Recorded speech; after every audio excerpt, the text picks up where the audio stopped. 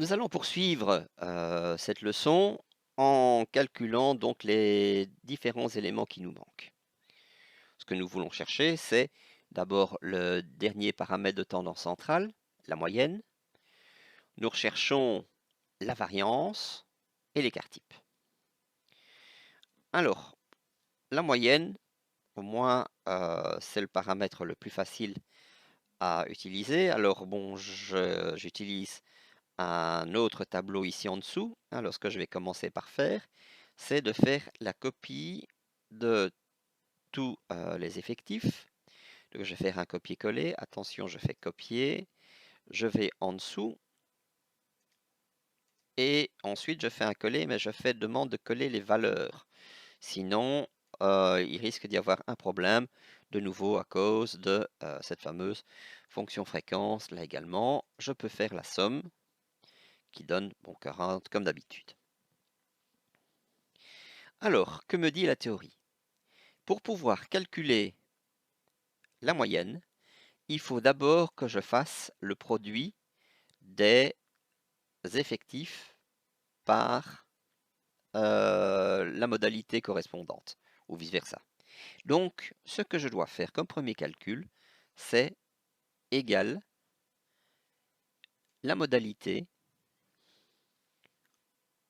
fois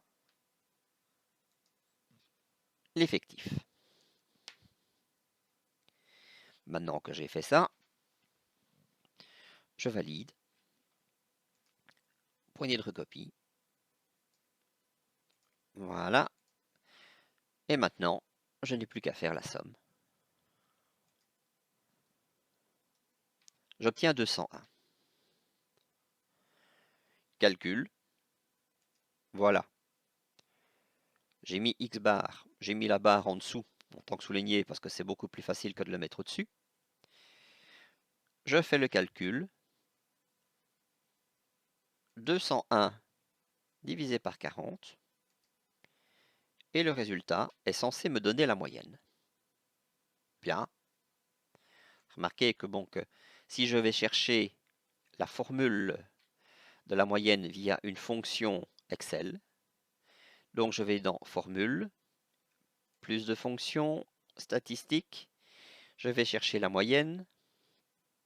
Notez que là aussi, habituellement, moi je le fais plus à la main. Alors, il propose plusieurs nombres, je peux mettre plusieurs plages de cellules. Moi, ce que je vais faire comme choix, c'est d'aller pêcher de nouveau, comme d'habitude, mon tableau brut. Voilà, je sélectionne tout le tableau brut. Voilà, et il n'y a plus qu'à faire. Ok, remarquez que la réponse est déjà là, 5,025. Donc c'est déjà bien parti. Je vois que le résultat donné par la fonction et le résultat donné par le calcul est identique. Donc j'ai le résultat des trois paramètres de tendance centrale, la moyenne, le mode et la médiane. Maintenant, je veux connaître le résultat des paramètres de dispersion. Je vais commencer par calculer les différents écarts. Qu'est-ce que c'est que les écarts? Eh bien, c'est la différence qu'il y a entre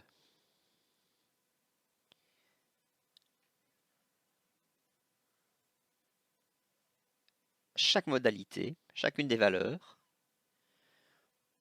et, donc moi, la moyenne calculée. J'insiste calculée parce que lorsqu'on utilise un autre type de distribution qui n'est pas d'ordonnée, qui est par exemple type groupé, eh bien alors à ce moment-là, le fait d'utiliser calculer ou le type d'utiliser la fonction, ça a une conséquence puisqu'elles ne sont pas égales dans ce cas-là. Donc je valide. Le résultat est le suivant. Alors, j'ai oublié de mettre les dollars, c'est pas grave, je peux les mettre à la main. Voilà. Comme ça, ce sera bien gelé et je peux utiliser la poignée de recopie si je le veux maintenant. Je ne suis pas obligé de le faire tout de suite. Parce que ce que je peux faire, c'est commencer par faire valeur par valeur et puis faire la poignée de recopie à la fin. Que me dit de nouveau la théorie? Qu'est-ce que je dois faire ensuite pour trouver la variance. Une fois que, bon, que j'ai trouvé un écart, je dois l'élever au carré. Donc je fais ça, je l'élève au carré. Voilà, ça me donne 25,25. Et enfin, pour terminer, qu'est-ce que je dois faire? Je dois multiplier le résultat par l'effectif. Donc, cette fois-ci, c'est une fois les écarts au carré. J'obtiens évidemment la même chose. Et voilà, maintenant je peux sélectionner les 3 cellules et utiliser les 3 pour pour utiliser la poignée de recopie. Et j'ai les 3 colonnes d'un seul coup. Ce qui est embêtant avec Excel, c'est que les bordures disparaissent par la même occasion. Ensuite, je peux faire la somme de la dernière colonne. Les autres ne m'intéressent pas, ce sont que des intermédiaires. J'obtiens une valeur 280,975. Si je veux connaître ce que vaut la variance, eh bien je dois faire égal les 280 divisé par l'effectif total. J'obtiens 7,0244. Remarquez que du coup, je peux en profiter pour trouver directement l'écart type. Il suffit de faire la racine. Ça, vous voyez que la formule est facile à ce niveau-là. Je fais la racine carrée de la valeur qui est au-dessus. Et voilà. Je vais utiliser les fonctions pour voir si j'obtiens la même chose. Donc, il faut que je trouve dans mes fonctions statistiques,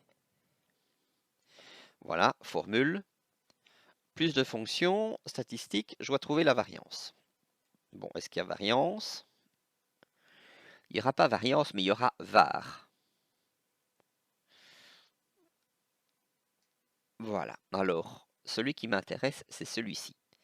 C'est var pn. Voilà, donc, je dois de nouveau aller pêcher le même tableau brut que d'habitude. Voilà. Je dis OK. Voyons un peu le résultat. Ah bah ça va, ils sont concluants. Je continue mon calcul. Je veux trouver l'écart type. Bon, l'écart type, c'est bien sûr la racine carrée de ce qui est au-dessus, mais j'aimerais bien trouver une fonction. Donc, je vais de nouveau plus de fonctions statistiques. Alors, écart type, puisque j'ai en français, j'ai pas standard deviation, j'ai écart type. Alors, ce n'est pas écart type standard, malgré tout, même si écart type en anglais c'est standard deviation. Celui qui m'intéresse, c'est écart type Pearson. C'était simplement une question de savoir par quoi on divise. Hein, lorsqu'on recherche la variance comme l'écart type, on peut très bien diviser par l'effectif total, mais si on veut faire calculer la variance corrigée, ce n'est plus par n, mais par n-1 qu'on divise. C'est pour ça qu'il existe des écarts types qui sont un peu différents, comme des variances différentes. Donc je reprends ici le tableau brut, je dis OK, je regarde, et ben voilà, bon, c'est bien concluant, donc j'ai obtenu tout ce qui m'intéressait. Je n'ai plus qu'à rechercher la variance, mais d'une autre manière. L'autre manière, vous vous en souvenez certainement, c'est de faire la moyenne des carrés moins le carré de la moyenne. Eh bien, allons-y. Je dois commencer par calculer la moyenne des carrés. Je me positionne ici. Je vais prendre chacune des modalités que j'élève au carré. Donc, c'est prendre chacune des valeurs en x que j'élève au carré. Voilà. Et après, quand j'ai fait ça, je dois multiplier cette valeur par l'effectif correspondant. Voilà. C'est ce que j'appelle la méthode 2 colonnes. Poignée de recopie. Voilà. La bordure a bien sûr disparu. Je vais faire la somme.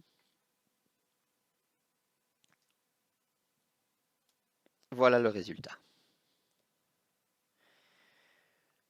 12,91.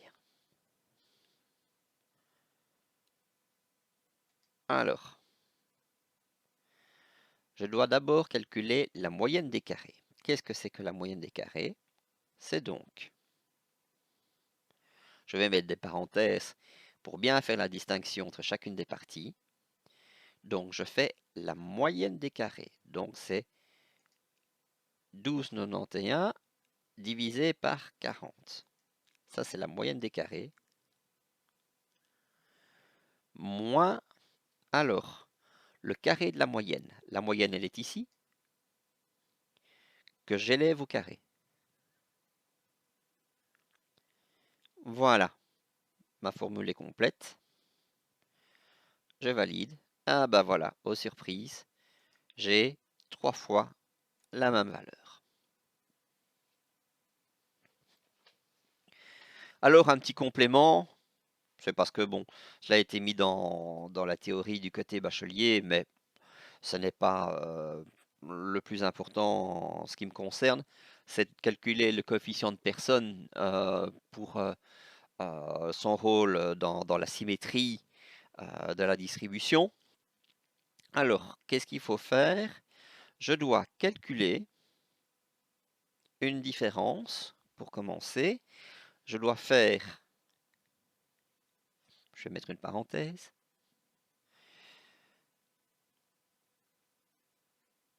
la moyenne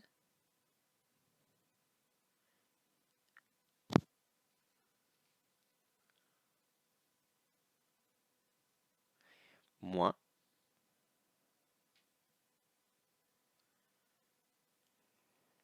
alors, j'ai le choix entre le mode et la médiane. En fait, les deux types existent. Je vais prendre le mode, le tout divisé par l'écart type. Et voilà. J'ai un coefficient vraiment ici qui est tout petit, tout petit, tout petit. Normalement, bon, s'il était nul, eh bien, on pourrait dire alors à ce moment-là que la distribution est parfaitement symétrique. Là, elle est quasi. D'ailleurs, on le sait puisque on voit que bon, que la moyenne, le mode et la médiane sont quasi identiques. Je dis quasi parce que la moyenne, elle de son côté, n'est pas tout à fait égale à 5.